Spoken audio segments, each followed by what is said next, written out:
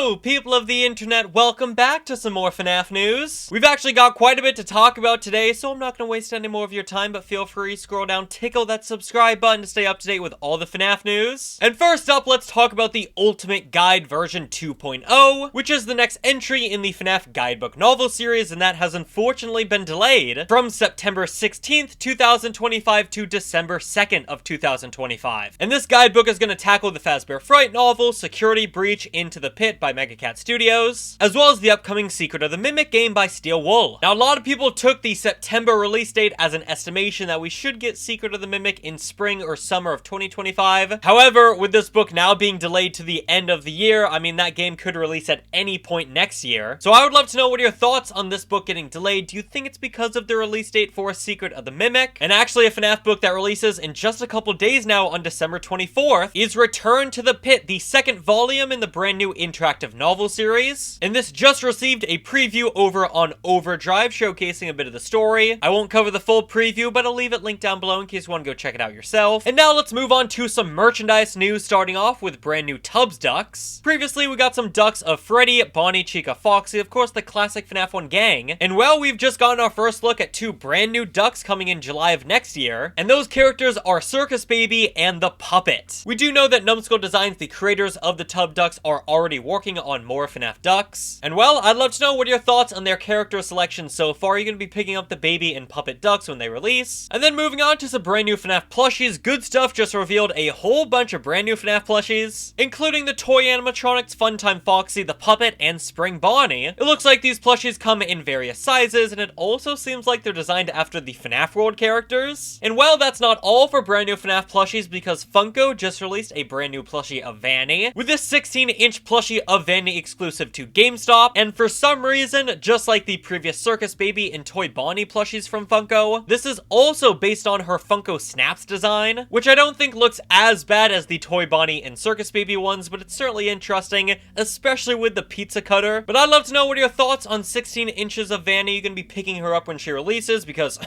I mean, I know I am. And now moving on to Hex, they've released the first wave of their Sister Location series, with this first wave including the Bon Bon hand puppet plushie, a packet of stickers, two brand new t-shirts, as well as an articulated pin where you can move the arms of the characters. And Dawko has confirmed that the Funtime plushies of Baby, Funtime Foxy, Funtime Freddy, and Ballora, they'll be releasing in February of next year, so only a couple months away. And then Hex has also shown off a backpack of Bonnie, and this guy looks frickin' adorable. Backpacks are certainly an accessory I was not expecting Hex to do, but seeing it in front of my eyes right now, I need it. I need it badly. Dawko, you better give me one. And now moving on to Youtooz, their brand new FNaF movie Wave is now available, featuring figures of MatPat as Ness, Abby and Golden Freddy together, which is super cute, and then finally Balloon Boy, who is significantly less cute. And then they've also released plushies of Vanessa, the Yellow Rabbit, the Cupcake, as well as Sparky the dog, who they've just named as question marks. I'd assume they just can't name him Sparky because technically that is someone else's character. And then lastly, for this wave, you got 4 pins, all of which are themed around Ness. You've got the menu for Sparky's, a Ness name tag, Ness himself, as well as Doug's briefcase and his appetizers. This is an absolutely massive wave that will only be available for 4 weeks total, so if you see anything you'd like, I recommend picking it up pretty soon. And then speaking of brand new pins by Youtooz, previously we've seen an upcoming Pop Goes pin, and Kane has shown off a video of the pin working in person, spinning the eyes, going from the traditional Pop Goes eyes to the glow-in-the-dark bright green ones. And Kane also says that this pin should hopefully be released early-ish 2025. And then next up for Youtooz, we've just gotten our first look at their next FNaF wave. They're just pumping these things out, and they have confirmed that Five Nights at Freddy's 4 is the next wave of products coming from Youtooz, with concept art for an upcoming figure of Nightmare Freddy being shown off, and this goes hard as hell. A very menacing pose, Freddy lurking towards you with his sharp, strong claws, with the 3 Freddos also around Nightmare Freddy. I mean, this is just an incredible figure, and I really hope the final product looks as good as this concept art does. And now moving on from FNaF merchandise, let's talk about Dawko's FNaF show, because Season 3 has officially concluded with episodes 5 and 6, with Kat Connor-Sterling, who plays Max in the FNaF movie, as well as Christian Stokes, who plays Hank. So I'd love to know what are your thoughts on this 3rd season of the FNaF show. If Dawko did a 4th season, who would you like to see get interviewed? I know it'd be absolutely fantastic to have a 4th season, probably towards the release of the 2nd movie in a year, and there Dawko could interview Josh Hutcherson, Matthew Lillard, Elizabeth Lail. I mean, that would be incredible. And actually, speaking of the FNaF movie, we just got some brand new behind the scenes from MatPat, who again plays Ness in the film, a waiter at Sporky's Diner. And in a brand new reel promoting Youtooz's second FNaF movie, Wave, this is what MatPat had to say about his cameo. When I first signed up for the movie,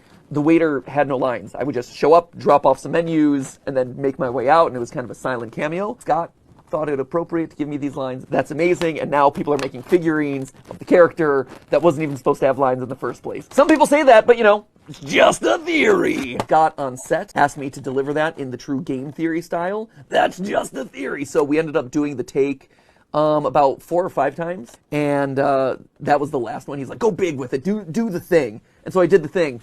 Very clearly, that one did not make the cut. Hey, Doug, you want your apps? Thanks, Matt. I love the apps. Thank you so much. Right, we should have a spin-off movie dedicated to us. Maybe we'll make a return in the sequel. Who knows?